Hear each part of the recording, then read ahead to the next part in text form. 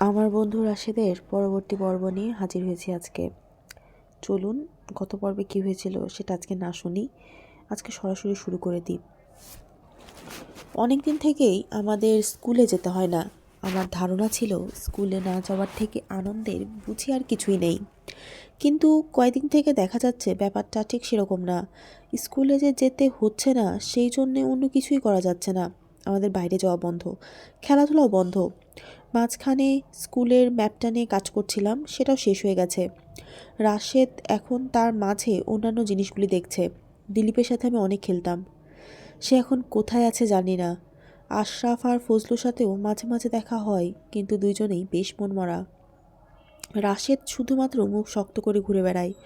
তার ধারণা মুক্তিবাহিনী এলো বলে, তারপর মিলিটারি আর রাজাকার আর দালালদের অবস্থা একেবারে কেরোসিন হয়ে যাবে। আমার বাসার বাইরে বেশি দূর যাওয়া নিষেধ, তবুও মাঝে মাঝে ঘুরে আসি। আমার বয়সী বাচ্চাদের বেশি ভয় নেই। রাস্তাঘাটে বেশ কয়েকবার মিলিটারিদের সাথে সামনাসামনি দেখা হয়েছে। আমার বুকটা ধুকধুক করছিল, কিন্তু তারা কিছু করেনি। আস্তে আস্তে আমার সাহসও বেড়েছে। সব সময় তারা একসাথে অনেকগুলি থাকে। দোকানপাটে ঢুকে জিনিসপত্রের দাম না দিয়ে বের হয়ে আসে। একদিন একজন দাম চাইতেই রাইফেলের বার দিয়ে দড়াম করে মেরে বসলো। নাক মুখ দিয়ে রক্ত বেরিয়ে এলো লোকটার। বাসায় অবশ্যই আমি সেগুলো কিছু বলি না। এসব বললে বাসা থেকে আর বের হতে দেবে না। আব্বার মুখে শুধু একটাই কথা, ঘরে বসে ইংরেজি ট্রান্সলেশন করতে পারিস না। একদিন সকালে রাশেদ এসে বলল, তোর কাছে 10 পয়সা হবে? কেন? সে গলা নামিয়ে বলল, একটা খাম কিনতে হবে, 10 পয়সা কম পড়েছে। কাকে চিঠি লিখবি? রাশেদ আরও গলা নামিয়ে বলল, আজরফ আলীকে। আজরফ আলীকে? কী লিখবি? লিখে ফেলেছি, এই দেখ। সে সাবধানে পকেট থেকে রুল টানা একটা কাগজ বের করলো। ওপরে এক পাশে লেখা জয় বাংলা, অন্য পাশে লেখা জয় বঙ্গবন্ধু। নিচে কি একটা চিঠি, চিঠিতে লেখা, শালা আজফর আলী, তুই পাকিস্তানের দালাল, তুই মির্জাফর, বিশ্বাসঘাতক। তুই তুই যে শুধু বিশ্বাসঘাতক তাও না, তুই শুধু মুখে ইসলামের কথা বলিস, কিন্তু তুই ইসলামের কোনো কাজ করিস না। আল্লাহ তোকে সেই জন্য হাসরের ময়দানে কখনো ক্ষমা করবে না, আর এই পৃথিবীতে আমরা ক্ষমা করব না। তোর বিশ্বাসঘাতকতার শাস্তি মৃত্যুদণ্ড। তুই ভালো মন্দ যা খেতে চাস তাড়াতাড়ি খেয়ে নে, কারণ আর কয়েকদিনের মাঝেই তোর জায়গা হবে জাহান্নামে।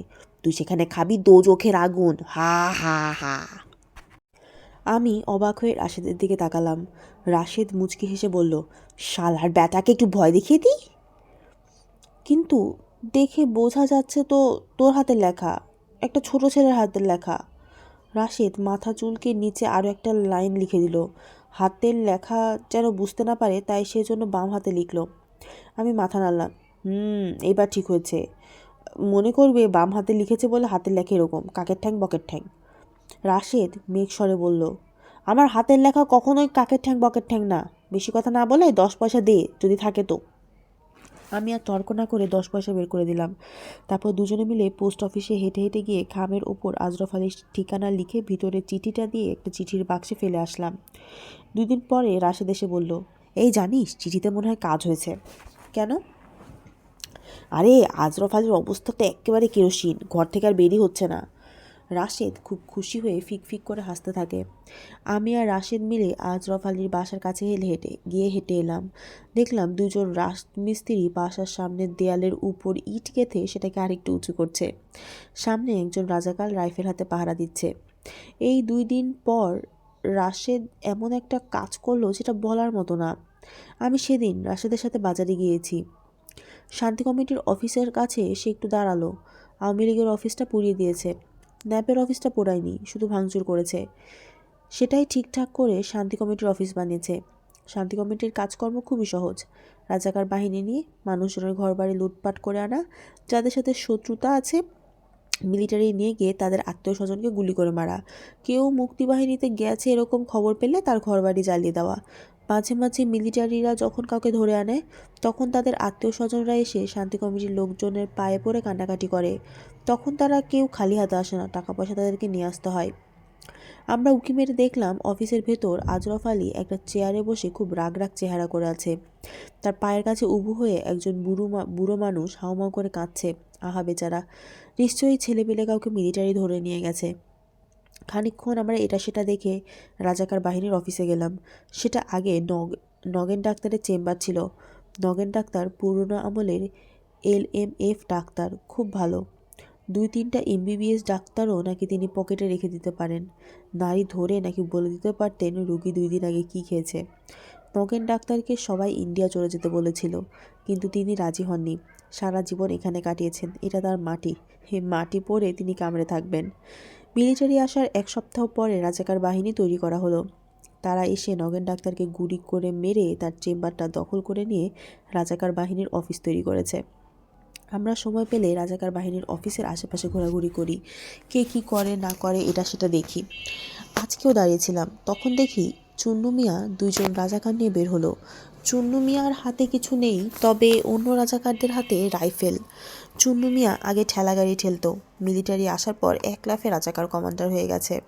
রাজাকার অফিসের সামনে দাঁড়িয়ে থাকা ভালো দেখায় না, তাই আমরা হেঁটে হেঁটে চলে যাচ্ছিলাম।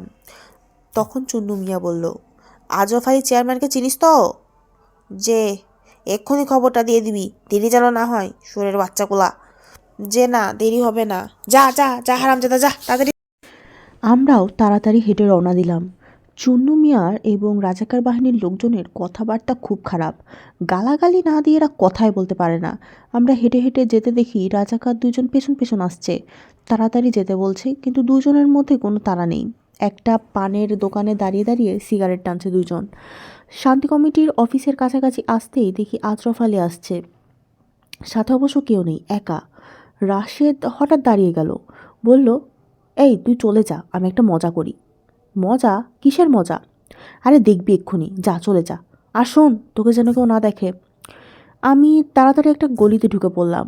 রাশেদ শার্টের একটা বোতাম খুলে মাথার ওপরে তুলে মুখটা ঢেকে ফেলল, যেন তার চেহারাটা দেখা না যায়। এইবার রাশেদ একটা কাজ করলো।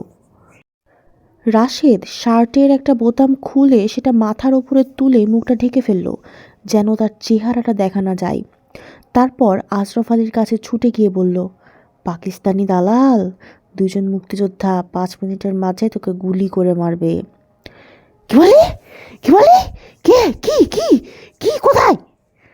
রাশেদ ততক্ষণে হাওয়া হয়ে গেছে। আশরাফ আলীকে কেমন যেন একটু ভীত দেখাচ্ছিল। কিছুক্ষণ দাঁড়িয়ে রাশেদ এদিক সেদিক দিয়ে ছুটে পালিয়ে গেছে। সেদিকে তাকিয়ে মাথা নেড়ে আবার হেঁটে যেতে থাকে। মনে হয় সে পুরো ব্যাপারটা উড়িয়ে দেওয়ার চেষ্টা করছে। হাঁটতে হাঁটতে হঠাৎ সে থমকে দাঁড়ায়। রাস্তার অন্য পাশে রাইফেল হাতে 2 জন রাজাকারকে সে দেখতে পেয়েছে। তারাও আশরাফ আলীকে দিকে ছুটে আসছে, আশরাফ আলীর দিকে। আমি হঠাৎ বুঝতে পারলাম রাশেদ ঠিক কী করেছে। রাজাকার 2 জনকে আশরাফ আলী মনে করেছে মুক্তিবাহিনী তাকে মারতে আসছে। ভয়ে আতঙ্কে তার চোয়াল ঝুলে পড়ল, চিৎকার করে ঘুরে গেল এবং প্রাণপণে ছুটতে শুরু করলো। আমার সামনে দিয়ে প্রথমে ছুটে গেল আশরাফ আলী, তার পেছন পেছন 2 জন রাজাকার। আমি গলি থেকে বের হয়ে দাঁড়ালাম, দেখলাম বিশাল থলথলে দেহ নিয়ে ছুটে পালাচ্ছে আশরাফ আলী। হোঁচট খেয়ে পড়ল, কোনো মতে আবার উঠেও দাঁড়ালো, আবার চিৎকার করে ছুটতে থাকে, আবার আছাড় খেয়ে পড়ল। এবার আর উঠতে পারলো না। কয়েকবার উঠার চেষ্টা করলো, উঠতে না পেরে হামাগুড়ি দিয়েই যেতে থাকে আর প্রাণপণ চিৎকার করতে থাকে। মোটা বয়স্ক মানুষ, দৌড়ে অভ্যাস নেই, বেকায়দায় পড়ে হাত পা কিছু ভেঙেই ফেললো কিনা কে জানে। রাজাকার 2 জন ততক্ষণে দৌড়ে তার কাছে এসে পড়ে। আশরাফ আলী 2 হাত জোর করে হাউমাউ করে কেঁদে ফেলল। আমি এর আগে কোনো মানুষকে এত ভয় পেতে দেখিনি। এবার দেখলাম এটাকেই নিশ্চয়ই মৃত্যু ভয় বলে। কি ভয়ঙ্কর আতঙ্ক তার চোখে মুখে। মরার আগে মনে হয় মানুষ এইভাবেই তাকায়। হাউমাউ করে কাঁদতে কাঁদতে আশরাফ আলী 2 হাত জোর করে রাজাকার 2 জনের মাথার সামনে মাথা নিচু করে বলতে থাকে, বাবারা, আমাকে মাফ করে দাও বাবারা, আল্লাহর কসম লাগে বাবারা, আমি ইচ্ছা করে করি নাই বাবা, যান বাঁচানোর জন্য করেছি। আমি আমি আমি জয় বাংলার পক্ষে বাবা, আমি বঙ্গবন্ধুর পক্ষে, আমি মাপ চাই বাবা, আমাকে মাফ করে দাও বাবা। দেখতে দেখতে ভিড় জমে যায় তাকে ঘিরে। রাজাকার 2 জন হতবুদ্ধি হয়ে দাঁড়িয়ে থাকে। একটু এগিয়ে আসতেই আশরাফ আলী তাদের পা জড়িয়ে ধরে। একজনের পায়ে তো মুখ খসতে থাকে। তার দাড়িতে জুতার ময়লা লেগে তার দাড়িটা নোংরা হয়ে যায়। তার টুপি খুলে মাথার টাক বেরিয়ে যায়, চোখের পানিতে নাকের পানিতে কুৎসিত দেখাতে থাকে তাকে। আমি অবাক হয়ে তাকিয়ে থাকি মানুষটার দিকে। আমার কেমন যেন গা শিরশির করতে থাকে, ঠিক বুঝতে পারছি না কেন। কিন্তু আমার কেমন যেন লজ্জা হতে থাকে। মানুষকে এত ছোট হতে দেখলে নিশ্চয়ই লজ্জায় লাগে সবার, কিন্তু আমি চলেও যেতে পারছিলাম না। নিষিদ্ধ জিনিস দেখার মধ্যে কেমন যেন একটা আকর্ষণ থাকে, আমি সেই আকর্ষণে আটকা পড়ে গেছিলাম। রাজাকার দুইজনের একজন তখন আজরফ আলীকে টেনে তুলে বলল, হুজুর, আমরা মুক্তি বাহিনী না, আমরা রাজাকার বাহিনী। হঠাৎ করে আজরফ আলী মনে হলো তার নিজের ভুল বুঝতে পারল। বোকার মতো রাজাকার দুইজনের দিকে তাকালো, তারপর ঘুরে সব অন্য মানুষের দিকে তাকালো। আমি দেখতে পেলাম প্রচণ্ড রাগে তার মুখ আস্তে আস্তে লাল হয়ে উঠছে। মাথা ঘুরিয়ে চারিদিকে তাকালো, তাকে ঘিরে অনেক বাচ্চা দাঁড়িয়ে আছে। সে তার মাঝে রাশেদকে খুঁজছে। হঠাৎ আমি আতঙ্কে সিঁটিয়ে গেলাম। একবার আজরফ আলী নাকের কাছে দাঁড়িয়ে আছে রাশেদ, যদি তাকে চিনে ফেলে। কিন্তু আজরফ আলী তাকে চিনতে পারল না। বৃথাই রাশেদকে খুঁজে বের করার চেষ্টা করতে লাগলো। কোথায়, কোথায় সে শুয়োরের বাচ্চা, কোথায়? কেউ একজন জিজ্ঞাসা করলো, কে? আরে শুয়োরের বাচ্চা, বদমাইশ ছোড়া। কে? কি করেছে? আমি যদি ও 14 গোষ্ঠীকে শিক্ষা না দিই, বাপ চাচা সবাইকে যদি এক কোমরে মাটি না দিই, ভিটা মাটিতে যদি শকুন না চড়ায়, আমার নাম আজরফ আলী না। একজন রাজাকার জিজ্ঞাসা করে, কার কথা বলছেন হুজুর, কার কথা? এইটুকু ছেলে আমাকে এসে বলে। কি বলে হুজুর? বলে, বলে কে? হ্যাঁ। আজরফ আলীর কথা বন্ধ করে হিংস্র চোখে এদিক সেদিক তাকাতে থাকে। আমি রাশেদের সাহস দেখে পুরো বোকা বনে যাই। একেবারে আজরফ আলীর নাকের সামনে দাঁড়িয়ে সে মজা দেখছে। আশেপাশে আরও নানান বয়সী ছেলে। এতজনের মাঝে আজরফ আলী কেমন করে রাশেদকে খুঁজে বের করবে? আর তাছাড়া শার্ট দিয়ে তো সে মুখ ঢেকে নিয়েছিল, চেহারাও নিশ্চয়ই দেখেনি আজরফ আলী। একজন রাজাকার এবারে হুঙ্কার দিয়ে বলল, সবাই দাঁড়িয়ে তামাশা দেখছেন? হ্যাঁ, যান সবাই সরেন। লোকজন সরে যাওয়ার কোনো লক্ষণই দেখালো না। মজার গন্ধ পেয়ে বরং আরও লোক জমতে শুরু করলো। আজরফ আলী বেকায়দায় পড়ে গিয়ে নিশ্চয়ই খুব ব্যথা পেয়েছে, তরতর করে ঘামছে। দৌড়াদৌড়ি করে অভ্যাস নেই, এখনও মাছের মতো খাবি খেয়েই যাচ্ছে। সে দাঁড়িয়ে থাকতে পারলো না, আবার ধপ করে বসে কোকাতে লাগে। রাজাকার দুজন আবার লোকজনকে সরানোর চেষ্টা করলো, কিন্তু কোনো লাভ হলো না। ভিড় বরং আরও বেড়ে যেতে থাকে। শেষে কোনো উপায় না দেখে রিক্সা থামিয়ে আজরফ আলী তুলে সরিয়ে দেয়। সে তখনও যন্ত্রণায় কোক্ষ করে ঘামছে। লোকজন সরে গেলে আমি রাশেদকে ফিসফিস করে বললাম, হ্যাঁ, তুই তো সাংঘাতিক মানুষ রে, একদম ডেঞ্জারাস। রাশেদ দাঁত বের করে হেসে বলে, হি হি, এটা তো খালি মজা করলাম, যেদিন সত্যিকার টাইট হবে না সেদিন বুঝবে মজা। রাত্রেবেলা শুনলাম আব্বা আম্মাকে বলছেন, এই শুনছো, আজরফ আলীর আজকে কী হয়েছে? আজরফ আলীটাকে? আরে শান্তি কমিটির চেয়ারম্যান, জানো না? হ্যাঁ হ্যাঁ, কী হয়েছে তার? আরে একজন মুক্তিযোদ্ধা তাকে রাস্তায় ধরেছিল, বলেছে তোমার দিন শেষ, কালমা পড়ো। সত্যি তাই বলেছে? আরে হ্যাঁ গো, মুক্তিযোদ্ধার কাছে স্টেন গান ছিল। স্টেন গানটা যেই বের করবে তখন দুইজন রাজাকার এসে হাজির। সর্বনাশ! তারপর? কেউ কেউ বলছে তখন একটা যুদ্ধ হয়েছে, আর কেউ কেউ বলছে যুদ্ধ হয়নি, মুক্তিযোদ্ধারা নাকি বাতাসের মতো উবে গেছে। সত্যি? হ্যাঁ। আর আজরফ আলী মনে করেছে রাজাকার দুজন মুক্তিযোদ্ধা, তখন নাকি পা ধরে কি ভেউ ভেউ কান্না। সত্যি মুক্তিবাহিনী তাহলে শহরে নামতে শুরু করেছে? তাই তো মনে হয়। আমি অনেক কষ্টে হাসি চেপে রাখলাম, সত্যি কথাটা আর বলতে পারলাম না। পরের দিন আমি আর রাশেদ মিলে আজরফ আলীর কাছে 2 নম্বর চিঠিটা পাঠালাম। সেটা অনেকটা শুরু হলো এভাবে, এবার তুই রাজাকারের পায়ে মুখ ঘষেছিস, মাপও চেয়েছিস, তারা তোকে মাপ করে দিয়েছে। আর কয়েকদিনের মাঝে আমি যখন তোর সামনে দাঁড়াবো, তখন আমার পায়ে মুখ ঘষে কোনো লাভ হবে না, আমি তোকে মাপ করব না। সপ্তাহখানেক পরে একদিন খুব সকালে রাশেদ এসে হাজির। স্কুল নাই, কিছু নাই, তাই সকালে ওঠার তাড়াও নাই। ঘুম থেকে উঠতে উঠতে কোনো দিন বেলা 10টা পর্যন্ত বেজে যায়। রাশেদ এসে আমাকে ঘুম থেকে তোলে। আমি চোখ কুঁচকে ঘুম থেকে উঠলাম। কী রে তুই এত সকালে? মোটেও সকাল না, 10টা বাজে। 10টা বেজে গেছে? হুম। রাশেদ চিন্তিত মুখে বলল, খালাম্মা মনে হয় তোর উপর একটু রেগেই আছেন। কেন? আমি জিজ্ঞাসা করলাম, ইবু কি বাসায় আছে? খালাম্মা বললেন, লাট সাহেব এখনো ঘুমাচ্ছে, দেখো তুলতে পারো কি না। বিছানা থেকে ধাক্কা মেরে ফেলে দিতে বললেন তোকে। আমি চোখ থেকে ঘুম সরানোর চেষ্টা করতে করতে বললাম, হ্যাঁ, আম্মা ওভাবে কথা বলে। তুই এত সকালে এসেছিস কেন? খবর আছে। আমার ঘুম চটে গেল। হ্যাঁ, কি খবর রে? এখানে বলা যাবে না, বাইরে যেতে হবে। এখনও তো মুখ ধুইনি, নাস্তা করিনি। তাহলে মুখ ধুয়ে নাস্তা কর। বিছানায় লাট সাহেবের মতো শুয়ে আছিস কেন? আমি উঠে মুখ ধুয়ে এলাম। আম্মা রাশেদকে বললেন, আসো রাশেদ, তুমিও ইবুর সাথে নাস্তা করো।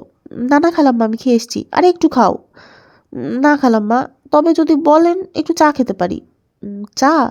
জি, কড়া লিকার চা, ফ্রেশ পাত্তি। আম্মা একটু অবাক হয়ে রাশেদের দিকে তাকালেন। তার বুঝতে একটু সময় লাগলো কড়া লিকার রং চা ফ্রেশ পাত্তির মানেটা কি। রাশেদ যখন আজিজ মিয়া রেস্টুরেন্টে চা খেতে যায়, চা অর্ডার দেওয়ার সময় সবসময় এইটা বলে। বাসায় আমাকে চা খেতে দেওয়া হয় না, কিন্তু আম্মা রাশেদকে নতুন চায়ের পাতা দিয়ে কড়া লিকারের দুধ ছাড়া চা তৈরি করে দিলেন। আমি তখন নাস্তা করছিলাম। রাশেদ তখন খুব শখ করে তার চায়ে চুমুক দিয়ে গেল। নাস্তা করে আমি রাশেদকে নিয়ে বের হলাম। বাসার সামনে দেয়ালে পা ঝুলিয়ে রাশেদ গলা নামিয়ে বলল, শোন, মুক্তিবাহিনী এসে গেছে।